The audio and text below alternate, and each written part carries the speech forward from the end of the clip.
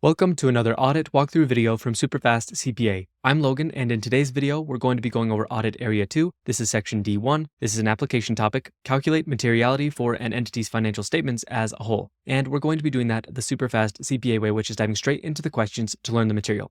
Now, if you don't know much about our strategies, make sure you go to SuperfastCPA.com and sign up for our free 1-hour webinar training. Again, it's free, it's 1 hour, and we will teach you the key ingredients to passing the CPA exam, so it's something you don't want to miss. Also, make sure you check out becoming a Superfast CPA Pro member because they get access to the full versions of these YouTube videos. In today's video, we're only going to be going over 4 questions, but Superfast CPA Pro members will get access to the full 8-question video when we post it in the members forum. So again, if you like this and you like our other videos, make sure you check out becoming a Pro member of Superfast CPA. With all that, let's dive straight into the questions. Okay, here we are at question 1. Let's just dive straight in. Something I always like to point out is reading the last part of the question first. It will give you context for what the rest of the question is talking about so that as you're reading through the whole question, you kind of have an idea already of what you're supposed to be dealing with. So let's go through this. If the users of the financial statements have a medium tolerance for misstatements, what is the appropriate overall materiality threshold? Okay, let's go up to the top. A CPA is determining overall materiality for Orion Tech's financial statements. The users of the financial statements have varying levels of tolerance for misstatements, and firm guidance provides the following percentages. They have low tolerance, and that's 0.5% of total assets or 3% of net income. There's medium tolerance, and that's 0.75% of total assets or 4% of net income. And then there's high tolerance, and that's 1% of total assets or 5% of net income. And the financial information for Orion Tech is as follows. They have total assets of $12 million and net income of $2 million. Materiality should be based on the greater of total assets or net income. Okay, so we have all the information we need. And again, remember, we read the last part of the question first, so we kind of already were thinking about this throughout. If the users of the financial statements have a medium tolerance for misstatements, what is the appropriate overall materiality threshold? Now, if you don't know how to calculate overall materiality, that's okay. We are using these questions to learn how to calculate overall materiality. So if you want, go ahead and pause the video to try this on your own. If not, let's go ahead and look at the explanation together. Okay, here we are at the answer. C, $90,000. That is the overall materiality. So let's walk through this. Materiality is determined by taking the greater of total assets or net income, then applying the percentage for a medium tolerance level. So total assets is definitely bigger. In this case, it's $12 million. That's greater than the net income of $2 million. So we take the percentage that was given for medium tolerance for total assets, which was 0.75%. So $12 million multiplied by 0.0075, and that's 0.75%, is $90,000, and that's the overall materiality. Now remember, in the previous video, we talked about what materiality is in general, and we kind of figured out the idea behind it. But in this video, again, we're calculating overall materiality for the financial statements. So we're just going to learn how to do that here. Now, one thing I will say about this whole video is honestly, from what I've seen, when you're calculating specifically overall materiality, not performance materiality or maybe tolerable misstatement, we'll get to those in a different video. But when you're calculating overall materiality, it's pretty straightforward. You usually just have to carefully read the question or the instructions, and you'll usually be able to figure out what the overall materiality is just by reading through and basically following what it tells you. So just think of that. Now let's go to the next question. Okay, here we are at question 2. If the users of the financial statements have a low tolerance for misstatements, what is the overall materiality threshold? Okay, let's go up to the top. A CPA is determining overall materiality for Novatech Inc.'s financial statements. Materiality is based on the greater of annualized revenue or total assets. The company's revenue is earned evenly throughout the year. Firm guidance provides the following percentages for materiality calculations. Low tolerance, 0.5%, medium tolerance, 1%, high tolerance, 1.5%. Novatech Inc.'s financial information is as follows. It's the revenue for the first quarter of $5 million and total assets of $18 million.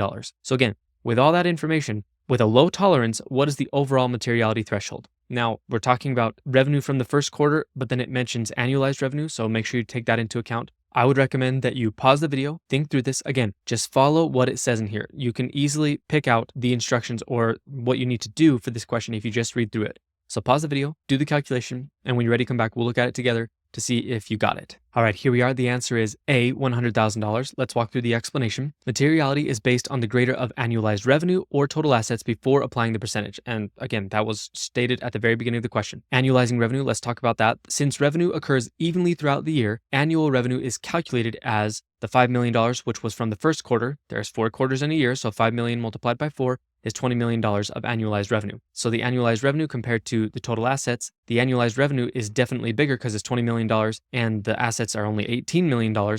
So we base materiality off of annualized revenue instead of total assets. Now we know that it's a low tolerance, so we apply the low tolerance percentage, which was 0.5%, to the $20 million of annualized revenue, and that gives us a $100,000 overall materiality for this question. Again, you just follow what it's telling you and you'll be able to figure it out pretty easily. Now let's go to the next question. All right, here we are at question 3. What is the overall materiality threshold? Let's go up to the top. A CPA is calculating overall materiality for Blue Wave Industries. The firm's audit methodology states that overall materiality should be 2% of total assets if total assets exceed $10 million, or 5% of revenue if total assets are below $10 million.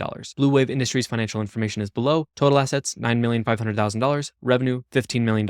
So again, what is the overall materiality threshold? It's really not too difficult for this one probably, so carefully read through it. I think you'll be able to do it. Pause the video if you need to, and when you're ready, come back. We'll look at the answer together. Okay, here we are. The answer is D, $750,000. Let's go through the explanation again. This is pretty straightforward. Materiality is determined based on total assets if they exceed $10 million, or revenue if total assets are below that threshold. Since total assets are $9,500,000, and that's of course below $10 million, materiality is based on revenue. So we take the $15 million of revenue, multiply it by the 5% that is specifically there for revenue, and that gives us $750,000, so that is the overall materiality. As you're seeing throughout this video, overall materiality is not that difficult to calculate if you pay attention to what the question is saying and you carefully apply the different benchmarks or the different thresholds or whatever the case is. You'll almost always be able to figure it out if you just carefully read through the question.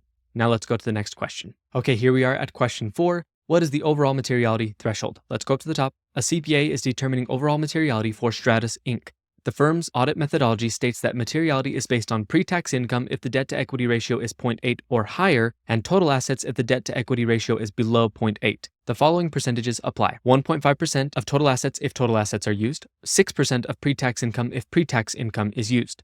Stratus Inc.'s financial information is below, so they have total assets of $40 million, pre-tax income of $5,500,000, total liabilities $24 million, and total equity $20 million. So again, what is the overall materiality threshold? Again, if you just read through this and remember how to do the debt-to-equity ratio, then you'll be able to do this. So pause the video if you need to, do the calculation, and when you're ready, come back. We'll look at the answer together. Okay, here we are. The answer is A, $330,000. That is the overall materiality for this question. So let's walk through it. First, we have to calculate the debt-to-equity ratio, and remember, it's not too difficult. And we have to do that to determine whether materiality is based on pre-tax income or total assets. Debt-to-equity ratio is, remember, total liabilities divided by total equity. So $24 million, and that's right here, total liabilities, divided by total equity of $20 million.